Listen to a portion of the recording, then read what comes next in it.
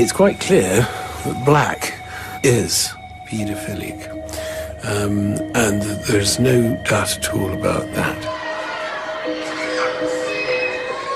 I think Robert Black is probably best summed up as he is the definition of every parent's nightmare. But also, Black is full-on psychopathic and has no capacity for empathy or remorse for his victims whatsoever.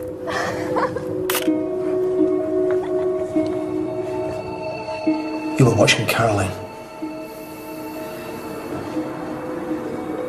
Then what did you do? Nothing. Did my job. And once the victim is secured, they become merely a vehicle for his expression of paedophiliac desires. It would seem that from the moment Black woke up in the morning till the moment he went to bed at night, his thoughts were given over to the abuse of children.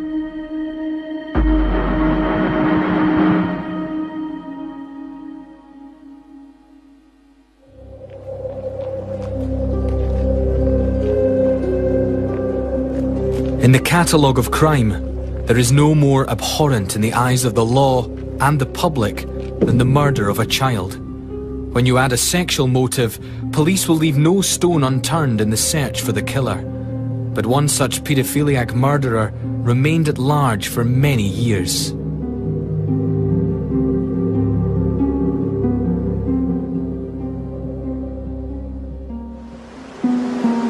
He carried out grotesque acts of indecency against his young victims and dumped their bodies in various locations across the UK. On a hot Friday afternoon in July 1982, an 11-year-old girl was walking back to her home in Northumberland. She'd been playing tennis in the town of Coldstream in the borders between Scotland and England.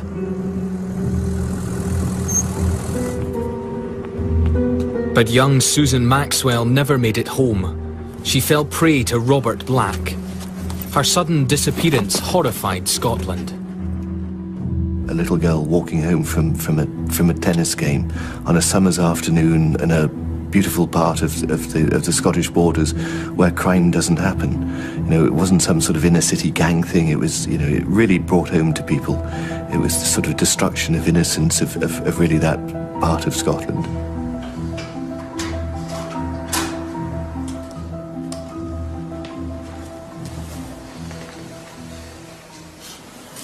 Your mother, Robert. Tell me about your mother. I never knew my mother. She abandoned me when I was a kid. Didn't even know my father's name. It's very far from the ideal start in life.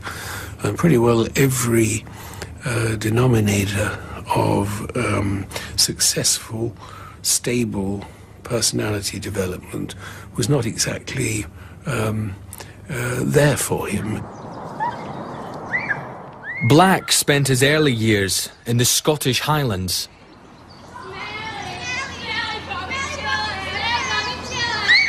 He was fostered by a couple called Jack and Margaret Tulip. What about Margaret, your foster mother? Did she tell you anything? She died when I was 11. Then there was no one. I got sent to a home. When Margaret died, they sent me away. I lost my confidence, retreated into myself, lost my friends, lost my home.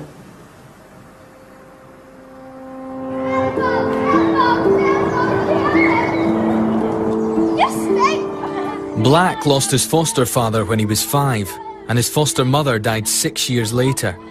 Unhappy at school, he was often aggressive towards other children, who called him names and shunned him. Known as Smelly Bobby Tulip in the local community, the young Robert Black had very few friends. He had a pretty rough start, but others too have a particularly rough start, and they don't go on to become serial killers and abductors of defenseless little girls.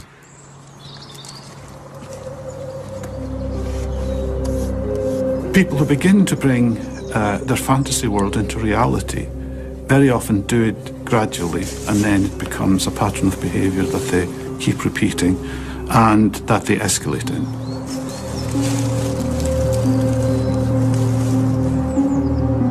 As a child, Robert Black developed seriously abnormal sexual fantasies. Later in life, he recalled feeling that he would have preferred to be a girl and used to dress up in female clothing.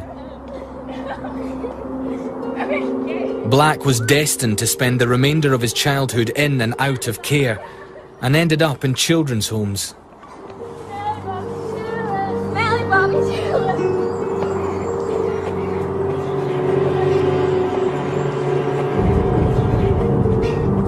In the early 1960s, it was decided that Black should be placed in the more disciplined and all-male environment of a boys' home.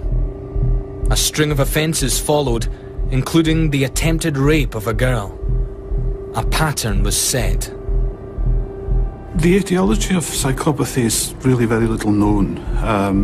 We do know that they share a lot of interesting characteristics. They're almost always from broken homes.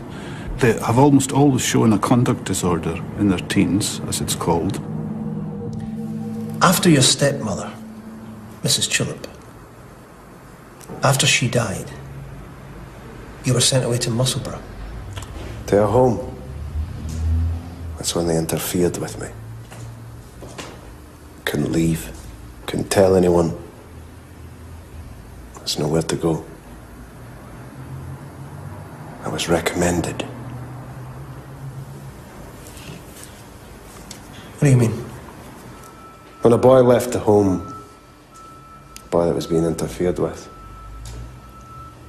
he had to find a replacement. I was recommended.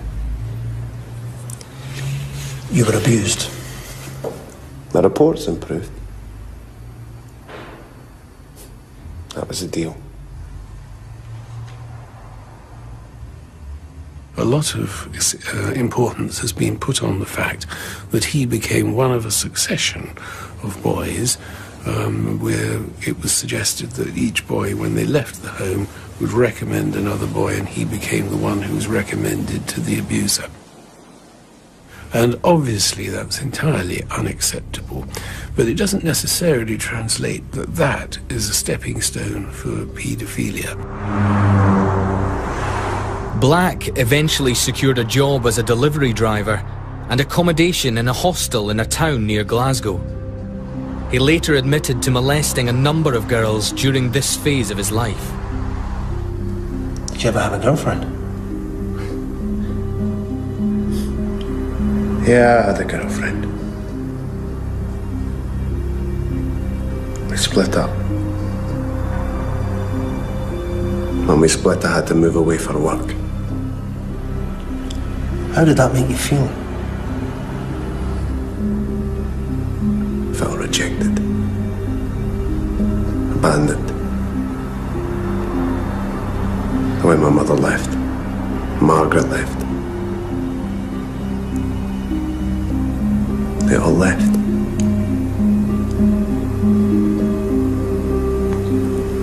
I'll never pull. Not now. I'm no looker. They used to call me names.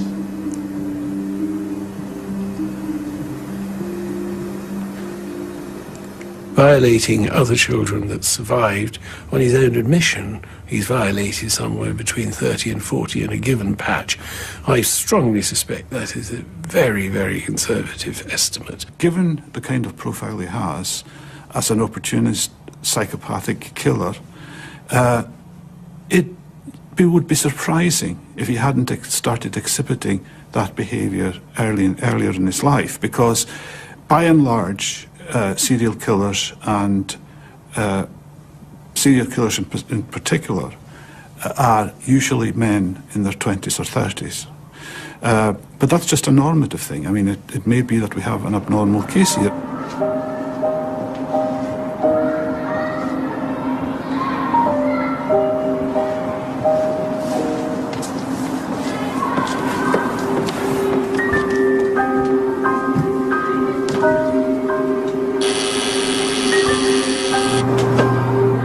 The attempted rape of the 7-year-old resulted in Black being admonished, but not charged.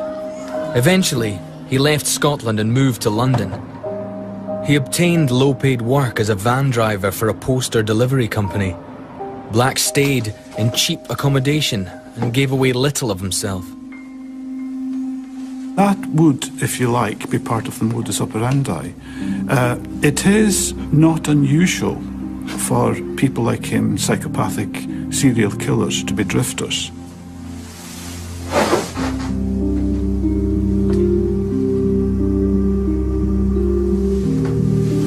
Pedophilia, in Greek means the love of children.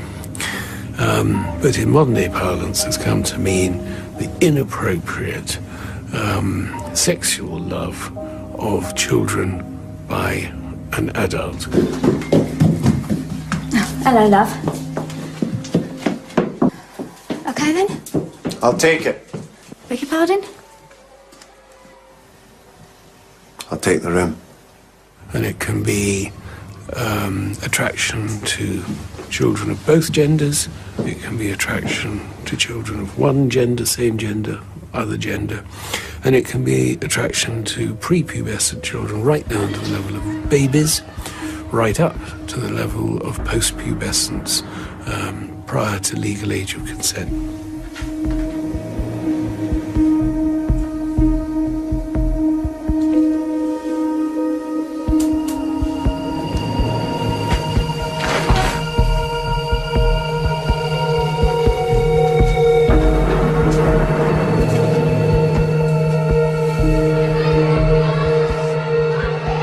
They bring their vulnerabilities to that person, and that's exactly what this kind of person wants. They want someone who they can subjugate, and someone who will bend to their will, and someone who they can use.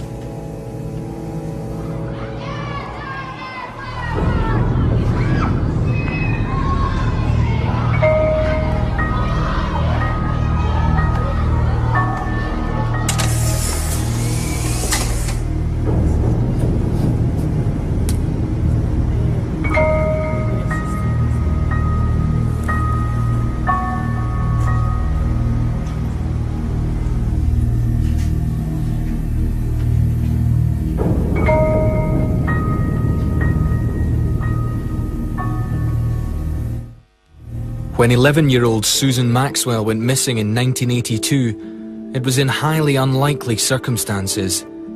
Susan was a farmer's daughter from the small village of Cornhill-on-Tweed in the Scottish borders. Susan's a great optimist, and I would like to think that I would be optimistic as well. Every morning I feel this is going to be the day. We're going to get that phone call today to say she's going to be all right and come and get her. A massive police hunt for Susan was carried out. Susan had been walking home in broad daylight and in a well-populated area. 2 weeks later, she still had not been found.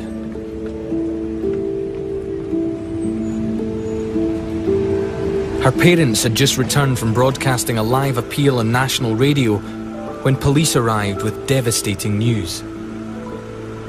A child's body had been found, and about 99% certain that it was Susie.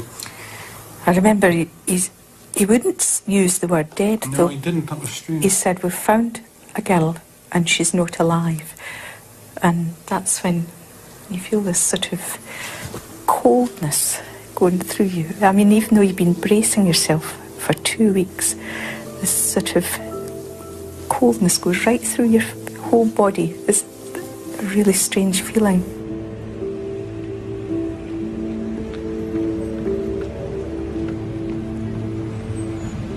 The hit has to get bigger. It is like an addiction in that sense. And that's one way you could read it, that he was needing to get bigger hits. Susan's killer lived in a sordid, solitary world of depravity. Black had few friends and divided his time between his work and his fixation with little girls. I think if you met him in the street, you'd think that he was perhaps, rather an unpleasant person. Certainly, I don't think bodily hygiene came very high up in his list of priorities.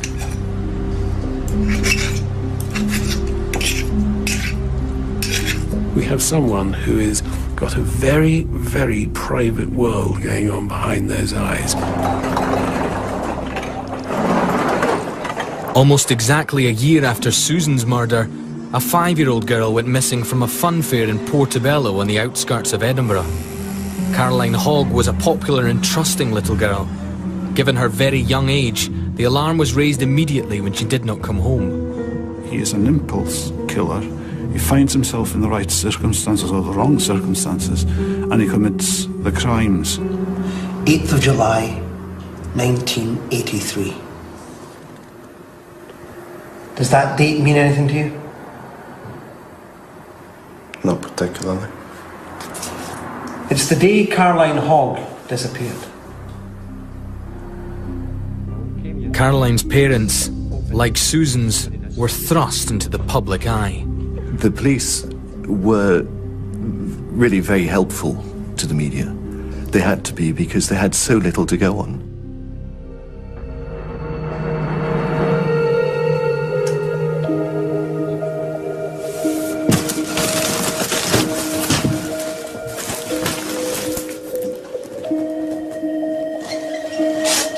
Black's sinister obsession with children's clothing had not diminished. And of course, the way that fantasy works in all this is that we all fantasize. That's what makes us human. That's what divides us in some ways from other animals, that we have such a facility to imagine.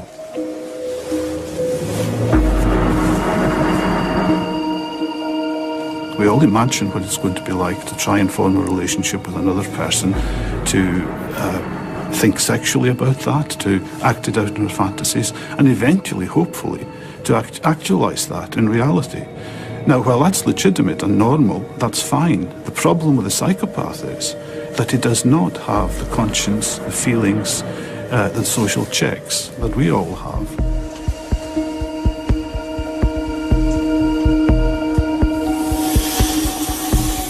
And it comes as absolutely no surprise whatsoever that he's not putting his hands up for any of it in terms of acknowledgement of guilt or innocence, because in so doing, be it acknowledgement of guilt, statement of innocence, he'd have to defend himself, and that would bring out the possibility that he'd have to tell us about his private world.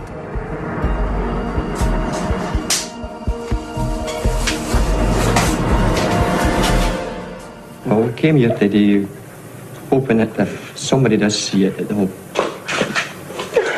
just bring her back, whoever has her. Or if anybody knows anything at all, just to let the police know. But 10 days after she went missing, Caroline's body was found. Very easy for a grown man to push about a 5-year-old, a 10-year-old, a 15-year-old girl. As a consequence, they are perfect targets. The pattern very often with people like him is not to conceal, but it was quite clearly part of his modus operandi. Caroline's body was not concealed. She was found in Leicestershire, many miles from her Portobello home.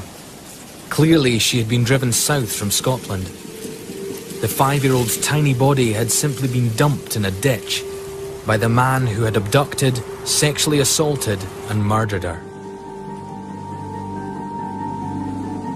In order to understand why he made no attempt to dispose of the body, or conceal the body more accurately, you have to understand that they were by that stage nothing more than a vehicle. Black continued to live a seemingly mundane life, making ends meet as a driver and living in cheap bedsits in London. Later, it was revealed that several acquaintances had stopped seeing him because his behaviour around their children left them very uncomfortable. But he was never reported to the police. Sleep well? Like a baby. Good. That's what I like to hear. Sorry, is she disturbing you? Fresh orange? Bridget, why don't you go and do that in your room, love?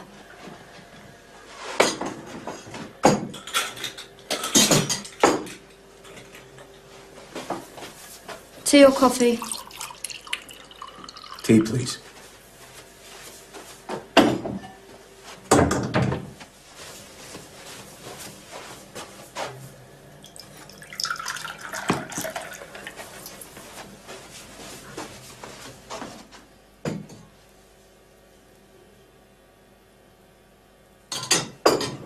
The investigation into the deaths of Susan and Caroline grew to such a scale that Northumbria CID were drafted in to coordinate the various police forces involved. It was the first time in the UK that a senior officer was put in charge of an inquiry crossing forces and national boundaries. There are similarities between the two deaths, which tend to lead some people to think that the same person's responsible. But I must also say there are certain differences.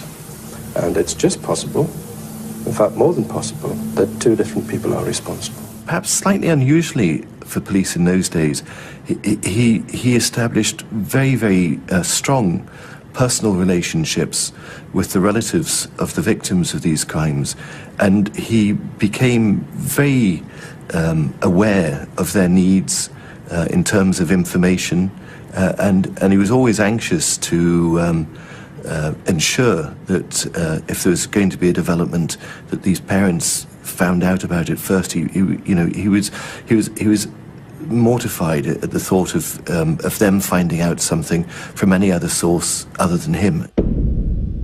A police photo fit of a man seen with Caroline Hogg at the fairground near Edinburgh resembled Robert Black very much as he looked at the time of her disappearance. But despite widespread circulation, it failed to lead police anywhere near him. There's a swimming pool in Portobello. You used to go there to watch the children. To watch one child in particular that day. You were watching Caroline. Then what did you do? Nothing. Did my job. People saw you there, in your van, free to travel around and watch children. Pick up the children you wanted, pick them up in your van. No. You were seen. It's not me. Psychopaths always think that they're better than the rest of the world, and they always think that they have power and knowledge, and he's hanging on to that power and knowledge in that he's not confessing, not telling what happened. Black was an extremely daring predator of children, often stalking little girls in daylight and in public places. He carried his abduction kit in the van in case the opportunity ever arose. He had bindings and gags and a sleeping bag to put them in.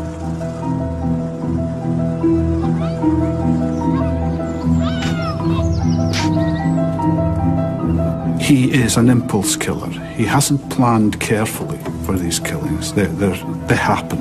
They're due to the circumstances, and he's an opportunist. He structured his day so as he went around the country delivering posters, he would make sure that he would go to the areas where he was likely to see children playing.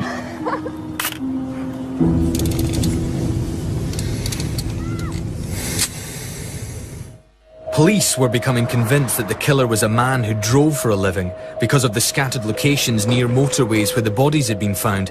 Public concerns began to place greater pressure on the investigation, especially since some tabloids compared the abductions and killing of the young girls with the notorious Moors murders.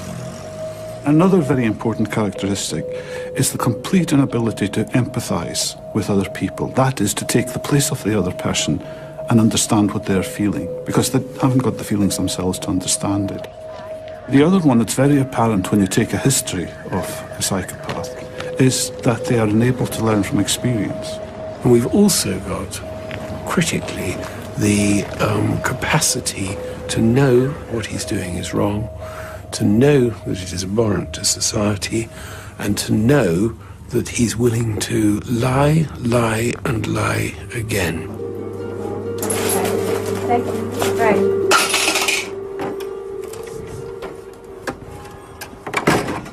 Tragically, police were unable to prevent Black striking again in March 1986.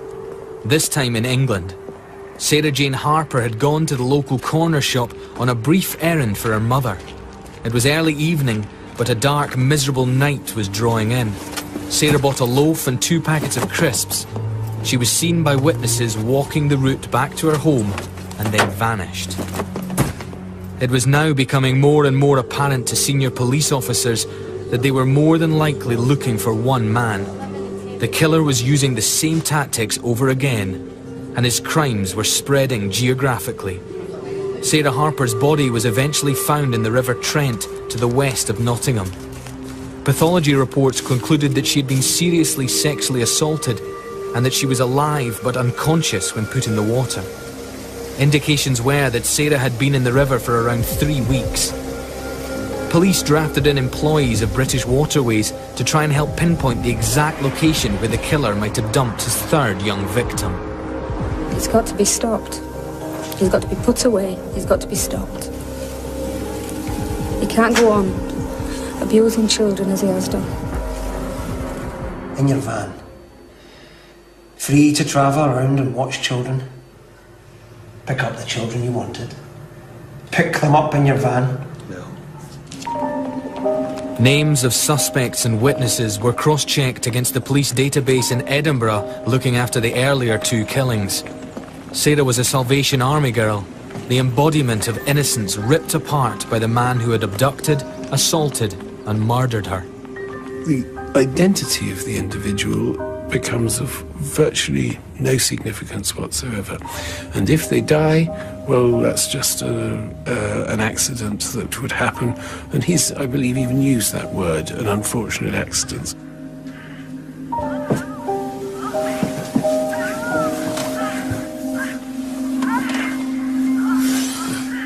I think there was a kind of a 2-pronged approach to it, the public and the private. And I think publicly, the police are always terrified to create a monster.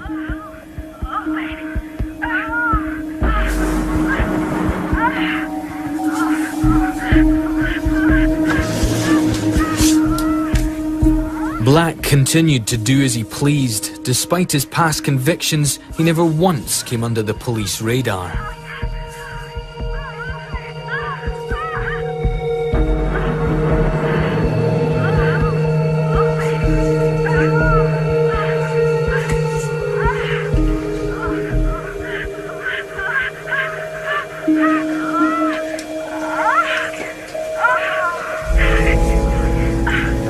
With a proven willingness to lie and a proven willingness to show no remorse whatsoever and no concern for the victim during the attack or the consequences for the victim, then that is an extremely dangerous thing, and mercifully that combination is rare. Quite remarkable case that was based not on sort of great detective work per se, but on absolutely slogging away through thousands and thousands and thousands of company records. The company that Black worked for had kept very detailed accounts of all the deliveries that all their drivers had made, all the petrol sales that the drivers had made, and they were able to put Black in areas of the abductions and the dumping of the bodies by meticulously piecing together all these things. Computers remained basic, and the killer's strength was that he was always on the move. Then, a technological breakthrough had a major impact on the case. The Home Office Large Major Inquiry System, HOMES as it came to be known. HOMES was introduced into the British Police Service after the debacle of the Yorkshire Ripper inquiry, and the fact that Sutcliffe had appeared in the inquiry in Yorkshire on more than one occasion and there'd been nothing in place to identify that fact and heighten the suspicion with which the police should have regarded him.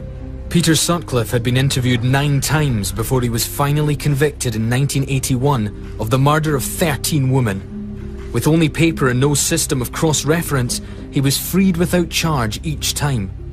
Holmes was developed as a result. Like Sutcliffe, Black was not in fact on any system. And they don't like to say at too early in a stage that there's one person in all likelihood responsible for all 3 abductions. But I think privately, because the cases were so strikingly similar, they probably knew from the moment that Caroline Hogg was abducted from Portobello that in all likelihood they will be looking for just one person.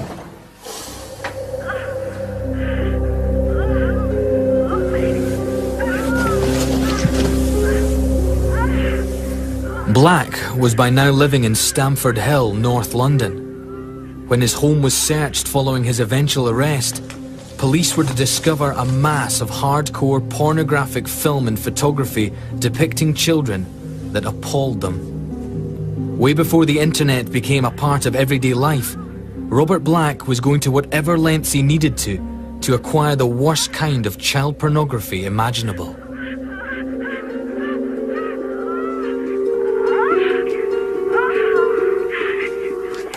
I mean, it would be as important to him, I reckon, as eating and drinking. Can you tell me what happened in Grangemouth? I stayed in a boarding house. You were accused of molesting your landlord's 9-year-old granddaughter. It wasn't like that. She got something from it too. There were items of clothing, children's clothing, found inside your van. It made me feel close to them. I liked the swimsuit. To touch the cloth. Wear it next to me. And the photographs of children? I just take pictures of them. Watch them. Playing. Swimming. With their families. Robert, if you had a child, if you were a child's father, and you saw someone taking photographs of your little girl, what would you do? Go to the police. Get help. Get it all sorted out.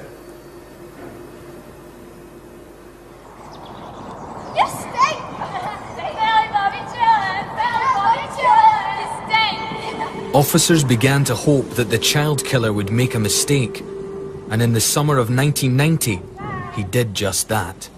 The arrest of Black was just a fantastically good example of good citizenship. It happened in the peaceful village of Stowe in the borders of Scotland and England.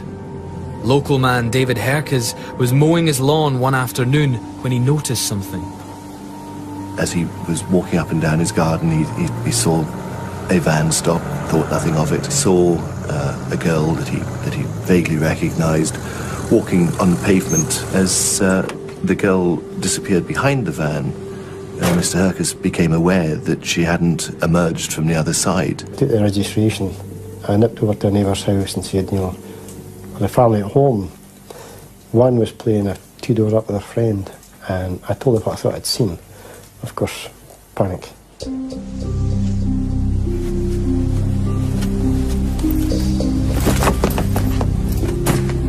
Ran into his house and phoned the police.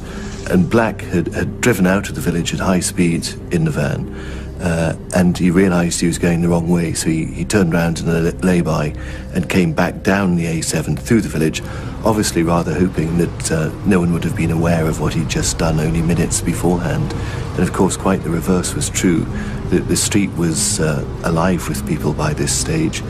His van came through, the policeman stopped the van, and very quickly found the little girl in the back of the van, bound, gagged, stuffed into a sleeping bag. So she'd been covered with a cushion cover, elastoplast, tied and zipped in a sleeping bag. In this van, and it was a really warm, a really hot summer's day.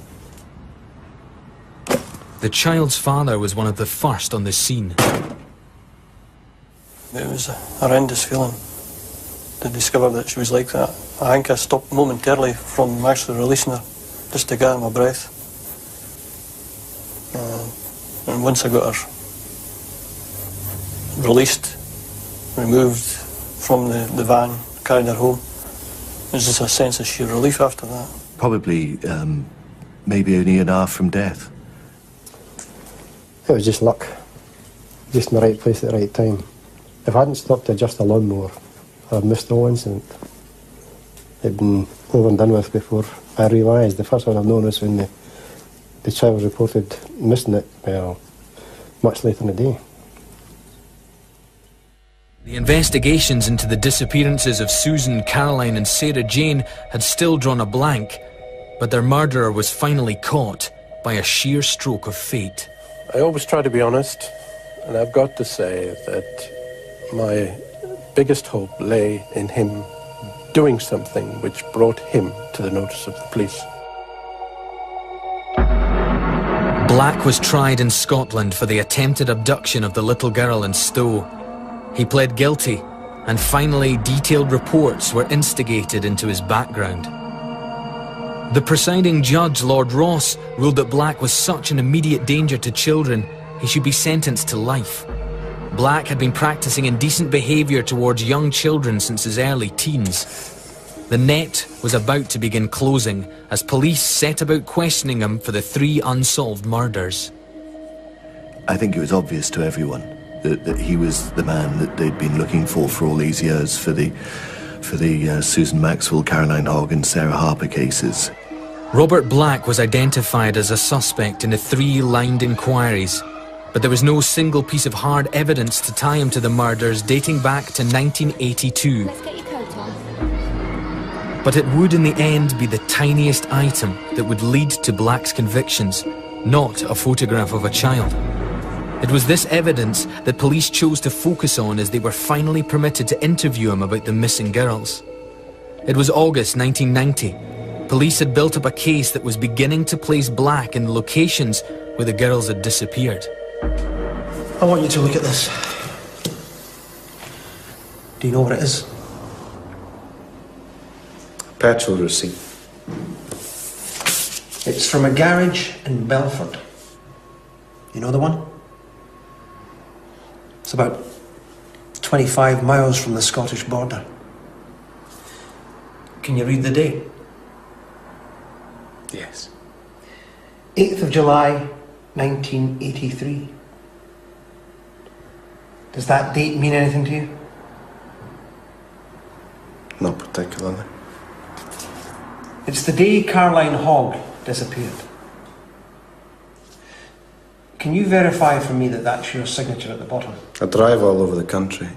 It's my job, making deliveries. You made a delivery that day. Do you remember?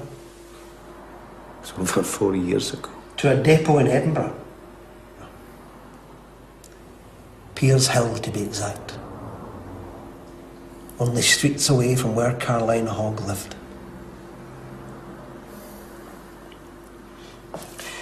There's a swimming pool in Portobello. You used to go there to watch the children. To watch one child in particular that day. You were watching Caroline. Then what did you do? Nothing. Did my job. People saw you there. In your van. Free to travel around and watch children. Pick up the children you wanted, pick them up in your van. No. You were seen. It's not me. Take another look. It looks nothing like me. Do you recognise this child? No. What about this child? You've got the wrong man.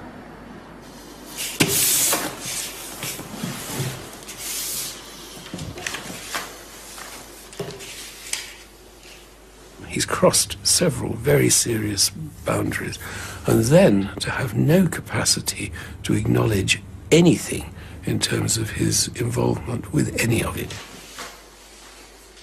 10 charges were eventually brought against Black, taking into account his various offences over many years. A deeply complicated and multi-layered case gradually built up, until eventually Black was brought to trial at Newcastle Crown Court under the laws of England and Wales.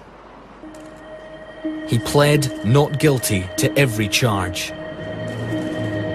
His conduct through the trial was really quite emotionless. He just sat and, you know, he was just almost like a member of the public, just sitting watching the trial unfold around him. What do you expect a child killer to look like or behave like? When the guilty verdict came in, he is reported to have looked across at the police officers and said, "Well done, boys," before he was led down. Now then, if that's true, that is pure form psychopathy.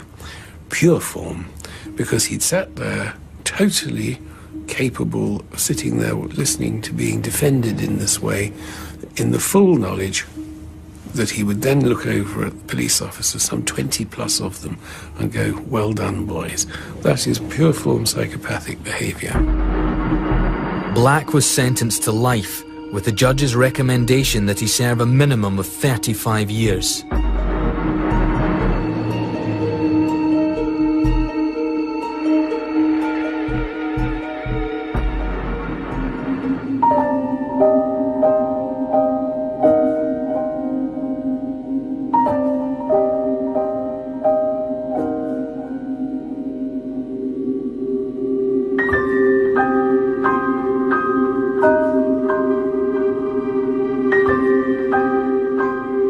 It was a lifetime spent abusing young girls. 12 years had passed since the date of Black's first charge, and over 190,000 interviews had been recorded. The investigation paperwork weighed 20 tons. Why someone commits a crime like that is largely irrelevant, and it's certainly irrelevant to the families of the victims who really, I would imagine, don't care very much about what happened to Black in the past.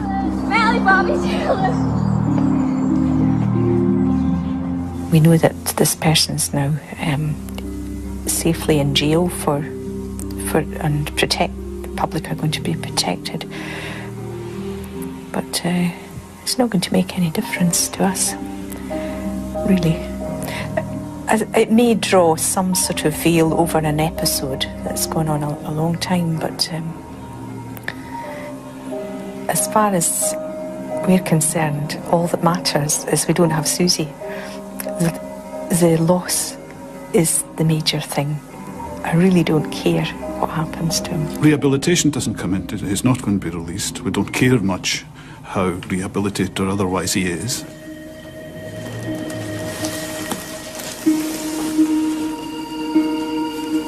Absolutely zero you can do to change that level, that depth of paedophilia and psychopathy. It's just not an option. All one can do is to prevent him acting out on it. And you can have my view for nothing, that the only way you can do that is to keep him incarcerated.